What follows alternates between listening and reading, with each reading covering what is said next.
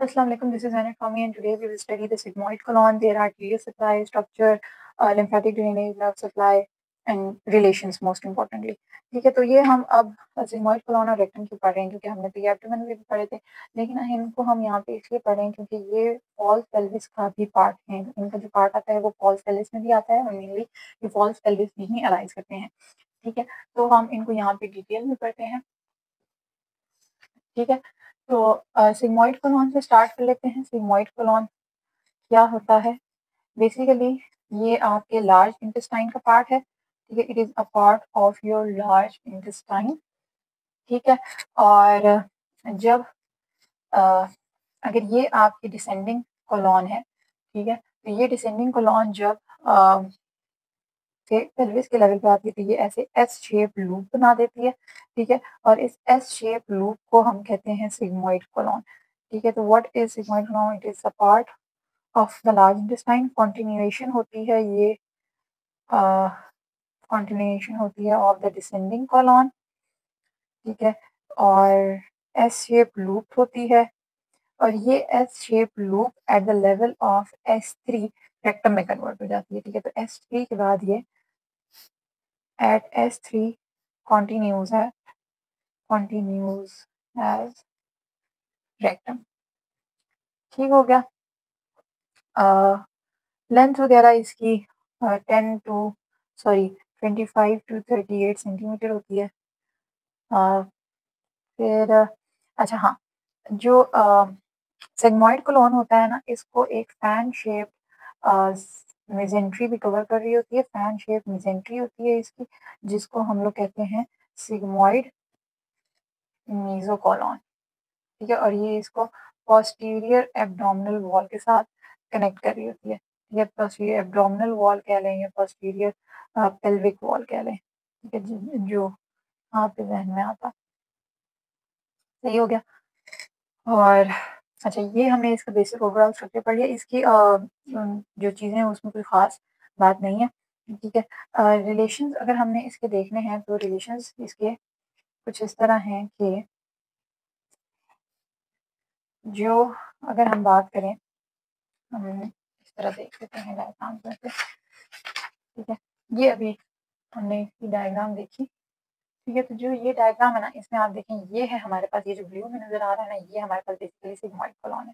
ठीक है, इसके एंटीरियरली हमारे पास दो चीजें आती हैं। ये अभी बेसिक हम मेल्स की बात करें, पहले मेल्स की बात करेंगे फिर फीमेल्स की बात करेंगे। ठीक है, इसके एंटीरियरली हमारे पास मेल्स में दो चीजें आती हैं। क्या है वाला वो? एक कॉइल्स ऑफ द आइलियम आएगा और एक हमारे पास upper part of the bladder आ जाता है। तो मेल्स में हमारे पास क्या चीजें आती हैं? एंटीरियरली बात करेंगे किसमें?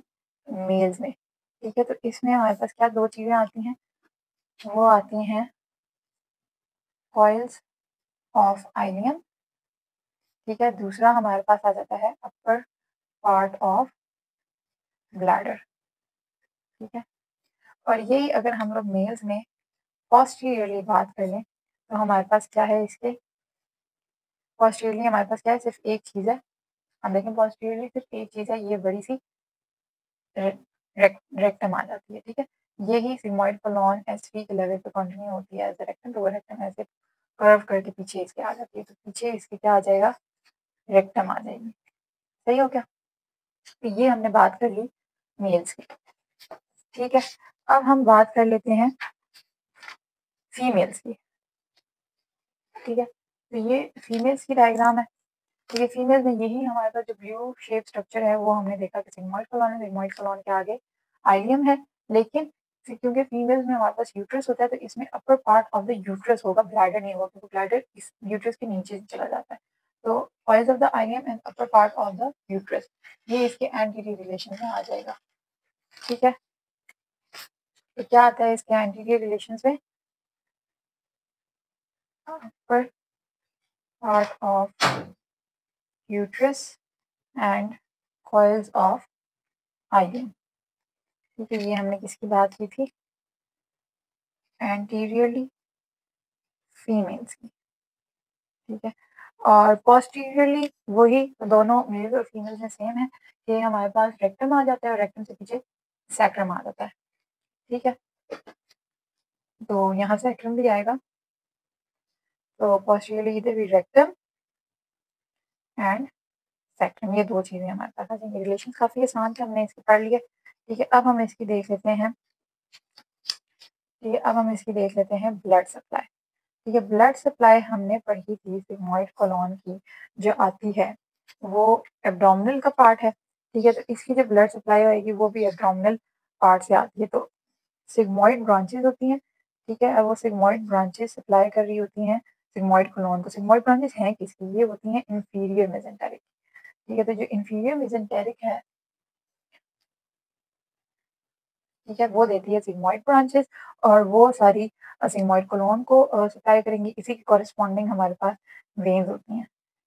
ठीक है भैया, तो सप्लाई किस तरह करती हैं कि अगर हमारे पास ये एस शेप लूप है, ठीक है, तो जो हमारे पास आती है ना इंफीरियर मेसेंटेरिक, ऐसे करके फैन शेप हमारे पास सिग्मोइड ब्रांचेस रहती है और वो फिर सिग्मोइड कोलोन को सप्लाई करती हैं। और ये जो ब्रांचेस होती हैं ये किधर होती हैं? ये सिग्मोइड मेसोकोलोन में रन कर रही होती हैं। ये ब्लड सप्लाई इसकी सिंपल थी, हमने पढ़ ली। लिम्फेटिक ड्रेनेज, जहाँ से इसकी नर्व सप्लाई ब्लड सप्लाई आ रही है, वहीं से वहीं उसी आर्टरी के अराउंड हमारे पास लिम्फेटिक नोड्स होते हैं। तो इंफीरियर मेसेंटेरिक से आ रहे थे, तो इंफीरियर मेसेंटेरिक नोड्स होते हैं जहाँ पे इसका लिम्फेटिक ड्रेनेज जाता है। नर्व सप्लाई अब जब हमने प्लेक्सस पढ़े थे, तो नर्व सप्लाई हमने पढ़ी थी कि जो होता है on either side of the rectum, हमारे पास दो प्लेक्सेस होते हैं जिनको हम कहते हैं इंफीरियर हाइपोगैस्ट्रिक प्लेक्सेस। ठीक है, तो ये जो इंफीरियर हाइपोगैस्ट्रिक प्लेक्सेस होते हैं ना, यही आगे से ब्रांचेस देते हैं जो कि तमाम तकरीबन यहाँ पे विस्फास को सप्लाई करेंगे। रेक्टम को भी आगे से यही सप्लाई कर रहे होते हैं। ठीक है, तो जो सिंपैथेटिक, ये भी हमें पता है कि इंफीरियर हाइपोगैस्ट्रिक जो प्लेक्सेस हैं वो सिंपैथेटिक एंड पैरासिम्पैथेटिक दोनों फाइबर्स कंटेन करते हैं। और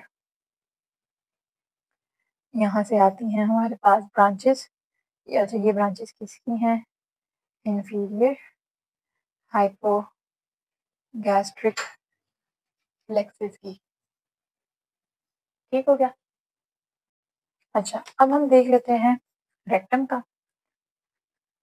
ठीक है, रेक्टम जो है उसका पहले हम स्ट्रक्चर देख लेते हैं। ये कुछ इस तरह के उसके अंदर फोल्ड्स होते हैं। पहले वो लैटरली जा रही होती है, थोड़ा सा लैटरली उसका कर्वेचर होता है और फिर उसका मीडियल आती है वो। ठीक है, अच्छा, स्टार्ट किधर से हो रही है? वैसे हमने अभी ये बात की थी कि ये स्टार्ट होती है start at the level of S3। ठीक है, अच्छा, क्योंकि ये पीछे से ही पोस्टीरियर एब्डोमिनल वॉल पे होती है तो इसके पीछे होती है सैक्रम। ठीक है, तो ये सैक्रम के कर्वेचर को फॉलो कर रही होती है। तो क्या करती है ये? इस वजह से ये थोड़ी सी कर्व होती है, इस तरह करके ये बेंड शेप में होती है। ठीक है, तो follows the curvature of sacrum. Sacrum के साथ कॉक्सिक्स होती है, तो कॉक्सिक्स का भी ठीक हो गया। और फिर ये पियर्स करेगी पेल्विक डायाफ्राम को। ठीक है, जब हमने पेल्विक डायाफ्राम पढ़ा था तो हमने कहा था कि लिवेटर आयनाई के जो मसल्स होते हैं वो क्या बना रहे हैं? प्यूबोरेक्टल इंटरमीडिएट फाइबर्स क्या बना रहे थे? प्यूबोरेक्टल। ठीक है, प्यूबोरेक्टल फाइबर देते जो कि रेक्टम के अराउंड स्लिंग बना रहे थे। ठीक है, तो तो वो पेल्विक डायाफ्राम को पियर्स करेगी और फिर क्या बना देगी? ये एनल केनाल बना देगी। सही हो गया। ठीक है, जब ये पेल्विक डायफ्राम को पियर्स करती है और जो प्यूबोरेक्टल फाइबर्स होते हैं जिसके लिवेटर एनाई के, वो इसके अंदर एक एंगल, वो उसको मीडियली सॉरी उसको आगे की तरफ पुल करते हैं। ठीक है, लिवेटर एनाई के मसल्स होते हैं जो कि इसको पुल करते हैं एंटीरियरली, और फिर इसके अंदर रेक्टम का और एनल कैनाल का आपस में एक थोड़ा सा एंगल बन जाता है और उसको हम कहते हैं एनो रेक्टल एंगल। ठीक है, एनो रेक्टल एंगल बन जाता है। सही हो गया। फिर पेरिटोनियम, अच्छा पेरिटोनियम हम बाद में देख लेंगे। उससे पहले हम इसमें देखते हैं कि इसके टीनिया खिलाए नहीं होते। ठीक है, जैसे हम लोगों ने ट्रांसवर्स कोलॉन, असेंडिंग कोलॉन और उनमें पढ़ा था, तो 3 लॉन्गिट्यूडिनल मसल बैंड से जो कि हॉस्ट्रल बना रहे थे, वो हॉस्ट्रल जो है वो सिग्मोइड कोलॉन तक लिमिटेड होते हैं, रेक्टम में वो कंटिन्यू नहीं करते। तो जो इसकी मस्कुलर कोट होती है ना, वो उसके अंदर आउटर लॉन्गिट्यूडिनल और इनर सर्कुलर मसल्स तो होते हैं, लेकिन उसके अंदर टीनिया कलाई नहीं होता। ठीक है, मसल्स तो होते हैं बट टीनिया कलाई नहीं होता। अब मस्कुलर लेयर होती है इसकी, ये मस्कुलेचर की बात की हमने, और एक इसकी म्यूकस मेम्ब्रेन भी होती है। ठीक है, जो म्यूकस मेम्ब्रेन होती है ना रेक्टम की, वो सर्कुलर लेयर के साथ मिलके सेमी सर्कुलर फोल्ड्स बनाती है। ठीक है, और ये जो सेमी सर्कुलर फोल्ड्स होते हैं ना, सेमी सर्कुलर फोल्ड्स बनाएगी। ठीक है, सेमी सर्कुलर जो फोल्ड्स होते हैं ना, इनको हम कहते हैं ट्रांसवर्स फोल्ड्स ऑफ रेक्टम। ठीक है, तो ये कॉमनली 3 होते हैं। तो जो हमारे पास रेक्टम होती है ना, उसका अगर आप देखें, ये होती है, ऐसी होती है रेक्टम। ठीक है, तो ये पहले थोड़ा सा डेविएट करती है मीडियली और फिर ये डेविएट करती है टुवर्ड्स लैटरली। ठीक है, और ये देखें, ये इसका अपर ट्रांसवर्स फोल्ड है, ये इसका राइट ट्रांसवर्स फोल्ड है, और ये लोअर लेफ्ट ट्रांसवर्स फोल्ड है। तो ये कैसे बन रहे हैं? By the mucous membrane and the circular muscles of the rectum. ठीक है, तो ये मिलके ऐसे फोल्ड्स बना रहे हैं, और ये सेमी सर्कुलर फोल्ड होते हैं, ये परमानेंट फोल्ड्स होते हैं। जो हमारे पास सिग्मोइड कोलोन में फोल्ड्स बन रहे होते हैं ना, वो सैक लाइक स्ट्रक्चर्स वो टीनिया कोलाई की वजह से बन जाते हैं, लेकिन ये की वजह से बन रहे हैं? सर्कुलर मसल की लेयर और इसकी म्यूकस मेम्ब्रेन। ठीक है, तो ये इसका ओवरऑल स्ट्रक्चर था। ठीक है, अब हम इसकी देख लेते हैं रिलेशंस। ठीक है, रिलेशन देख लेते हैं। रिलेशंस तो हर चीज़ की इम्पोर्टेंट है। ठीक है, अब रिलेशन देखने के लिए ना, हम इसको पहले हम मेल्स की अगर बात करें, ठीक है, तो हम दोनों जेंडर्स में पहले अपर 2/3 का पढ़ते हैं और लोअर 1/3 का पढ़ते हैं। ठीक है, इनकी जो ब्लड सप्लाई होती है वो भी डिफर कर रही होती है।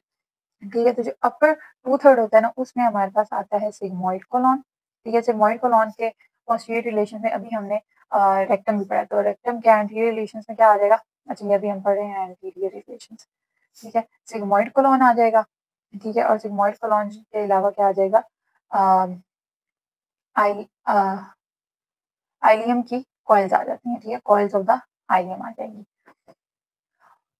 हाँ, ये अपर 2/3 के पार्ट में आ जाता है। देन अगर हम लोग लोअर 1/3 की बात कर लें, तो लोअर 1/3 में हमारे पास posterior side of the bladder आ जाएगा।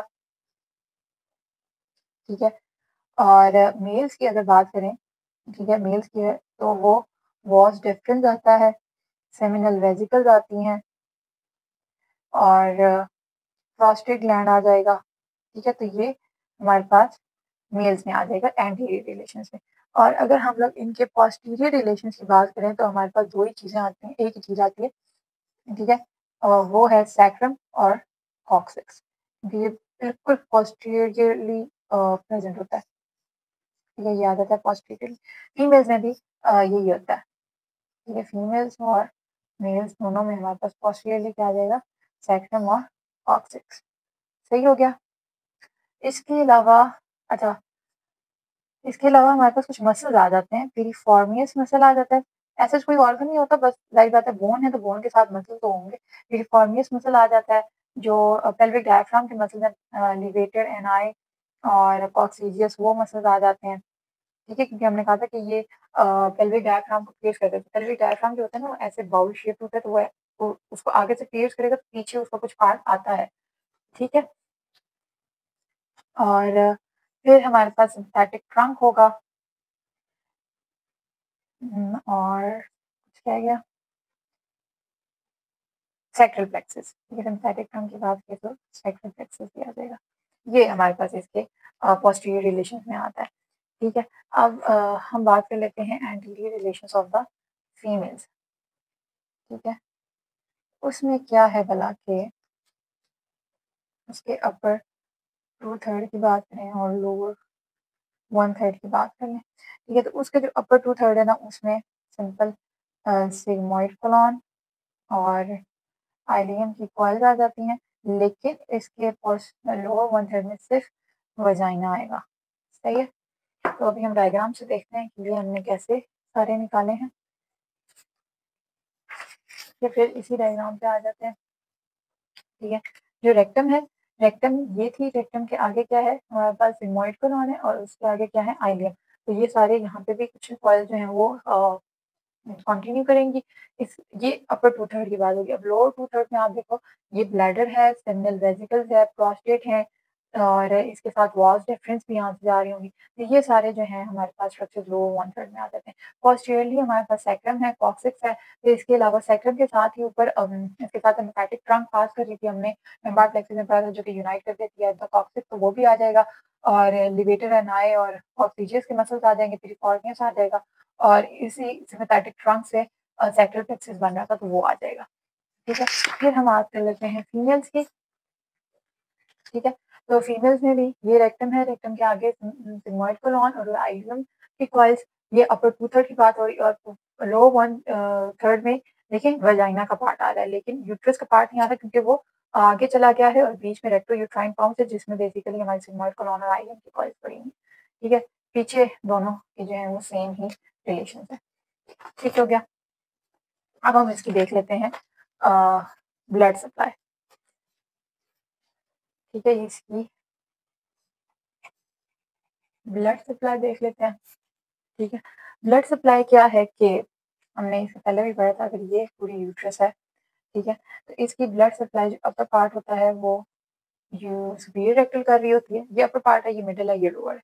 ठीक है, और सुपीरियर रेक्टल, मिडिल रेक्टल और इंफीरियर रेक्टल ब्रांचेस होती हैं जो कि कर रही होती हैं। तो होता क्या है, बेसिकली हमारे पास जो होती है इंफीरियर मेसेंटेरिक आर्टरी। ठीक है, इससे ब्रांच आती है, इससे ब्रांच नहीं आती, इसी की कंटिन्यूएशन होती है सुपीरियर रेक्टल। ये जब कॉमन आइलिया को पास कर लेती है तो इसको हम कहते हैं सुपीरियर रेक्टल। ये मेन ब्रांच होती है जो कि पूरे आयोटा पूरे रेक्टम को कवर सप्लाई करेगी। इसकी ऐसे ब्रांचेस आती हैं नीचे करके। मिडिल पार्ट में जब ये आता है तो यहाँ से इसकी मिडिल सेक्टल ब्रांच की थी। ठीक है, मिडिल रेक्टल ब्रांच थी। मिडिल रेक्टल किसकी ब्रांच थी, anterior division of the internal iliac. Middle rectal branch थी, दोनों साइड से हमारे पास आएगी, इधर से भी आएगी। ठीक है, मिडिल रेक्टल, और वो यहाँ पे इसके साथ एनास्टोमोसिस कर देगी और फिर नीचे से हमारे पास इंफीरियर रेक्टल ब्रांच आती है जो कि इसी एनास्टोमोसिस में पार्ट लेगी। कौन सी, इंफीरियर रेक्टल। और इंफीरियर रेक्टल किसकी ब्रांच थी, इंटरनल प्यूडेंटल की ब्रांच थी। ठीक है, ये किसकी पीछे से ब्रांच है, ये है इंटरनल आइलेट की और उसके भी एंटीरियर डिवीजन की। और ये किसी ब्रांच है, ये है इंटरनल प्यूडेंटल की। ठीक है, और ये सारे यहाँ पे एनास्टोमोसिस बनाती हैं और इस एनास्टोमोसिस को हम कहते हैं पोर्टल वेनस एनास्टोमोसिस, क्योंकि ये जाके जो सुपीरियर रेक्टल वेन होती है वो फिर जाके पोर्टल वेन में ड्रेन कर लेती है और ये जो है वो सिस्टेमिक वेन्स में ड्रेन करती है। तो ये बन गया पोर्टल सिस्टेमिक एनास्टोमोसिस। ठीक है, कॉरेस्पॉन्डिंग वेन्स हमारे पास आ जाती हैं। लिम्फेटिक ड्रेनेज जो होता है, तो जो